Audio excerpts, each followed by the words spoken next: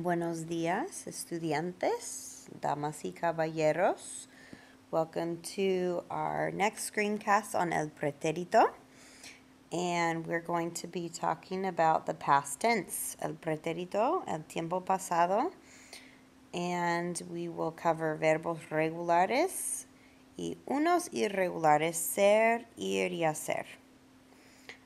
Plus ver y dar, which are semi-irregular. So, to think of el pretérito, or the past tense, picture a timeline and look at the comparison of these two sentences.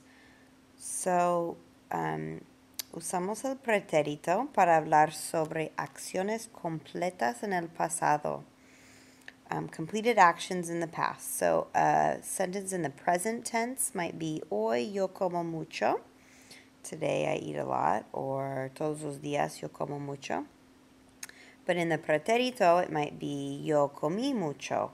I ate a lot, maybe talking about yesterday, ayer, or another specific time in the past.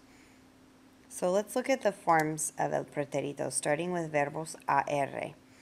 Yo, let's use the verb hablar. So yo hablé, tú hablaste, él, ella, usted habló.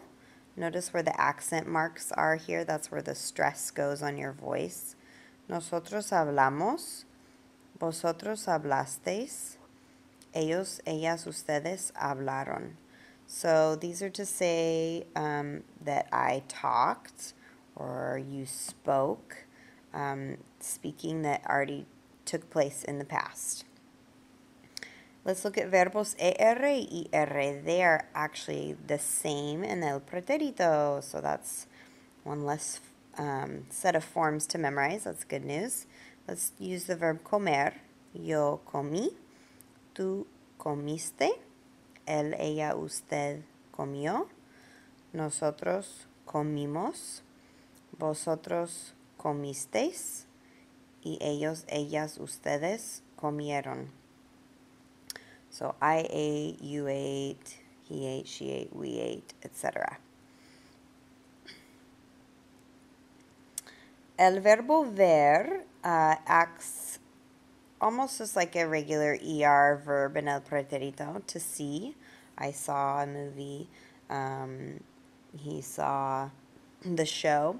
But el verbo ver no tiene acentos en el pretérito. So just take note of that. With vi and vio are not going to have accents like the other ER verbs.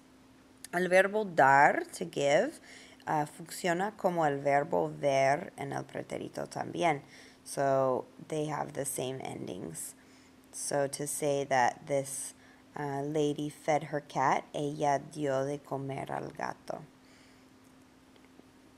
Some useful words that you would use in your speaking in the preterite to talk in the past tense. These are expressions of time. Expresiones útiles. Esta mañana, this morning, nosotros hablamos con Paco. Notice how hablamos in the preterite is the same as the present tense. So you only know that it's the preterite, it's the past tense, just because of the context. This morning we spoke with Paco, so you know that it already took place. Anoche, tú comiste pizza con tu familia. Last night, you ate pizza with your family. Ayer, bailaste mucho en la fiesta. Yesterday, you danced a lot at the party.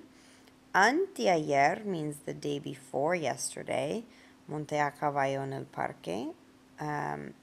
Day before yesterday, I rode horses in the park. La semana pasada, last week, Juan esquió en las montañas. El mes pasado, vosotros escribisteis un informe. Last month.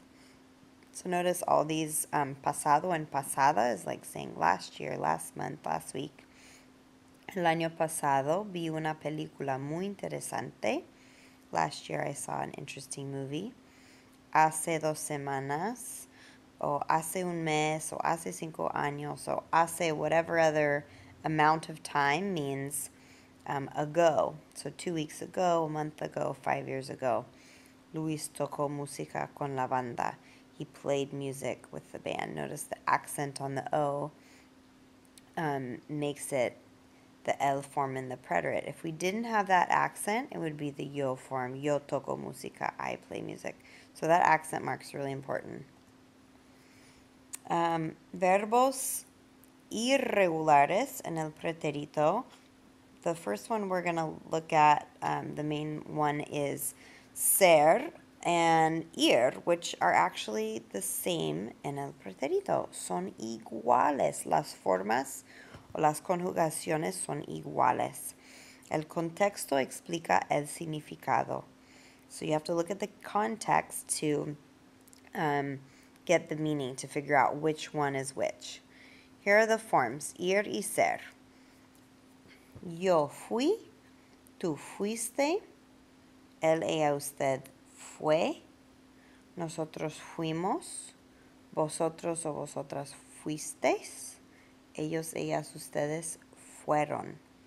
So these can mean, for example, the yo form, yo fui is I went, and it also is I was. So how do we know the difference? Here are some sentences in which you can see the different contexts and which one is which. Ayer yo fui a la casa de mi amigo Juan. Yesterday I went to my friend Juan's house. So we know that it's ir because we're talking about going somewhere, a la casa. And so that a is going to be your clue. And you just, if you're talking about this, you know the context, you know someone's talking about going, and you don't really think about which one it is. El año pasado yo fui estudiante de Inspire. Last year I was a student at Inspire. So this is talking about identity. So of course the fui is referring to the verb ser. The next sentence, el mes pasado, Paco fue a España para visitar a su familia. Last month, Paco went to Spain to visit his family. Again, we know it's a place, so it's ir. Hace 2 semanas, Lola fue la mejor estudiante de la clase, pero hoy es Rosa. Qué lástima. 2 weeks ago, Lola was the best student in class, but today it's Rosa. Again, identity, description, so we know it's ser. One more important irregular verb we'll cover right now is the verb hacer, to do or to make. And it's irregular. Here are the forms. Yo hice, o en España, don't forget hice. Tú hiciste. Él, ella, usted hizo. Nosotros hicimos. Vosotros hicisteis. Ellos, ellas, ustedes hicieron. So I did or I made. And notice the hizo is kind of an exception. If you look at the rest, all the forms have HIC as kind of the stem, except the él, ella, usted form has a Z instead of a C to keep that sound next to the O. So the most common way you might use this verb right here is ¿qué hiciste? What did you do? ¿Qué hiciste ayer? ¿Qué hiciste anoche? ¿Qué hiciste la semana pasada o el fin de semana pasado? Here are a couple examples with hacer. Ayer nosotros hicimos toda la tarea. Yesterday we did all the homework. La semana pasada yo hice mi cama. Last week I made my bed. It's kind of a special occasion. El viernes pasado, Paco hizo un pastel para mi cumpleaños. Last Friday, Paco made a cake for my birthday. And ¿qué hiciste anoche? What did you do last night? So, hope that helps you understand talking in the past now. Now, yes, there are some more irregulares, but we will learn those later. Adios.